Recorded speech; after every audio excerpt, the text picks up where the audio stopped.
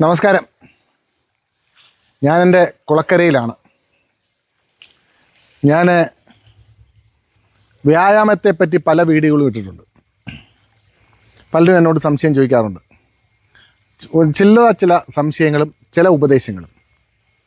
ഉപദേശങ്ങളല്ല, നിർദ്ദേശങ്ങൾ.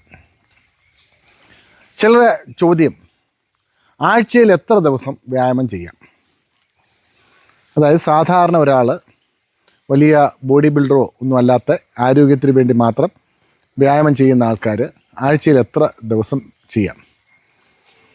എൻ്റെ ഉപദേശം, എൻ്റെ നിർദ്ദേശം, ആഴ്ചയിൽ 7 ദിവസവും ചെയ്യാം. സാധാരണ നമ്മളൊക്കെ എന്ന് വെച്ചാൽ ഞാൻ ഉൾപ്പെടുന്ന ആൾക്കാരല്ല, ഞാൻ നല്ല ഹെവി ആയിട്ട് വ്യായാമം ചെയ്യുന്ന ആളാണ്. സാധാരണ ആൾക്കാർ അവർ രാവിലെ എഴുന്നേറ്റ് നടക്കാനൊക്കെ പോവും, നടന്നിട്ട് വരും, ഓഫീസിൽ പോകും, അങ്ങനത്തെ കാര്യങ്ങളൊക്കെ ചെയ്യും.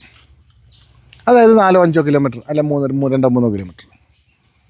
അത്തരമുള്ള വ്യായാമങ്ങൾക്ക് റെസ്റ്റ് വേണ്ട. ആഴ്ചയിൽ 7 ദിവസവും ചെയ്യാം. പിന്നെ ഒരു ദിവസം റെസ്റ്റ് കൊടുക്കുമ്പം അതൊരു സുഖം തന്നെയാണ്. പിന്നെ ആഴ്ചയിൽ കുറഞ്ഞത് എത്ര ദിവസമെങ്കിലും വ്യായാമം ചെയ്തിരിക്കണം. 7 ദിവസം ചെയ്യാമെന്ന് ഞാൻ പറഞ്ഞു.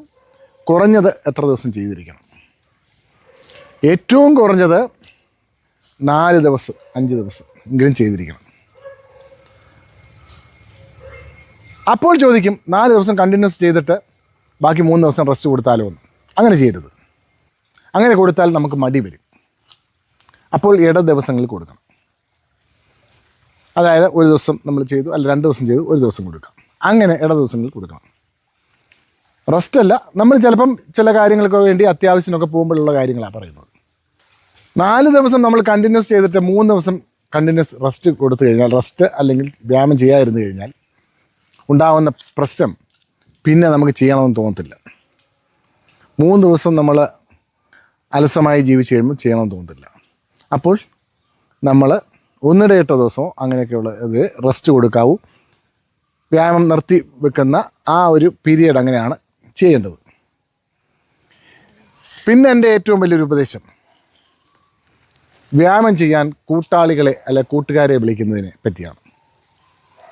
ഒരു കാരണവശാലും വ്യായാമം ചെയ്യാൻ നമ്മൾ കൂട്ടുകാരെ വിളിക്കരുത്. ആരെങ്കിലും നമ്മളുടെ കൂടെ കൂടിയാൽ അവരെ കൂട്ടുക. അല്ലാതെ കൂട്ടുകാരെ കൂട്ടി വ്യായാമം ചെയ്യാൻ പോയാലുള്ള പ്രശ്നം, അവർ എപ്പോഴെങ്കിലും നിർത്തിയാൽ നമ്മൾ നിർത്തും.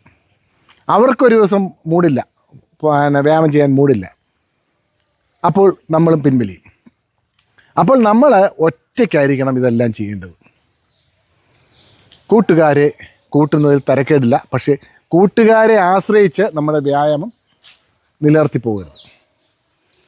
പിന്നെ ഇന്ന് എൻ്റെ ഒരു സുഹൃത്ത് അഡ്വക്കേറ്റ് രാജീവ് ഭാസ്കർ, അദ്ദേഹം നടക്കാനൊക്കെ പോകുന്നുണ്ട്. അദ്ദേഹം എന്നോട് പറഞ്ഞു, ഇപ്പോൾ എല്ലാം മഴയാണ്, അതുകൊണ്ട് നടക്കാൻ പറ്റുന്നില്ല. നമ്മുടെ കേരളത്തിൽ ഇപ്പോൾ ഭൂരിപക്ഷ ദിവസവും മഴയാണ്. അങ്ങനെയാണെങ്കിൽ ഈ വ്യായാമം നടക്കത്തേ ഇല്ല. മഴയാണെങ്കിൽ കുട പിടിച്ച് നടക്കുക, അല്ലെങ്കിൽ മഴ നനഞ്ഞ് നടക്കുക. മഴ നനഞ്ഞ് നടന്നാൽ എന്താ കുഴപ്പം? മഴ നനഞ്ഞ് നടക്കാൻ കുഴപ്പമുള്ളൊരു കുട പിടിച്ച് കിടക്കുക. അങ്ങനെയും വ്യായാമം നമുക്ക് കണ്ടിന്യൂ ചെയ്യാം. ഒരു കാരണവശാലും ഡിസ്കണ്ടിന്യൂ ചെയ്യരുത്. അല്ലെങ്കിൽ വീട്ടിനകത്തായാലും എന്തെങ്കിലുമൊക്കെ എക്സസൈസ് ചെയ്തിരിക്കണം. വ്യായാമം ഡിസ്കണ്ടിന്യൂ ചെയ്താൽ അത് എന്നേക്കുമായിട്ടില്ലാതാവും. ഭക്ഷണം പോലെ തന്നെയാണ് വ്യായാമം. പിന്നെ വ്യായാമം ചെയ്യുന്നവർ ഇട ദിവസങ്ങളിലൊക്കെ കൂടുതൽ ചെയ്യണം. 5 കിലോമീറ്റർ നടക്കുന്ന ഒരാൾ ഒരു 15 കിലോമീറ്റർ നടക്കണം. 10 കിലോമീറ്റർ നടക്കുന്ന ഒരാൾ ഒരു 40 കിലോമീറ്റർ നടക്കണം. അല്ല സൈക്ലിംഗ് ചെയ്യുന്ന 15 കിലോമീറ്റർ സൈക്ലിംഗ് ചെയ്യുന്ന ഒരാൾ ഒരു 50-100 ചെയ്യണം. അതൊക്കെ ഇട ദിവസങ്ങളിൽ നമ്മുടെ ഈ ആർജവം കൂട്ടാനും ശക്തി കൂട്ടാനും നമ്മളുടെ മാനസികമായ വിൽ പവർ കൂട്ടാനും ഒക്കെ നല്ലതാണ്. ഈ വ്യായാമം നമുക്ക് വളരെ വിൽ പവർ ഉണ്ടാക്കുന്ന സംഗതിയാണ്.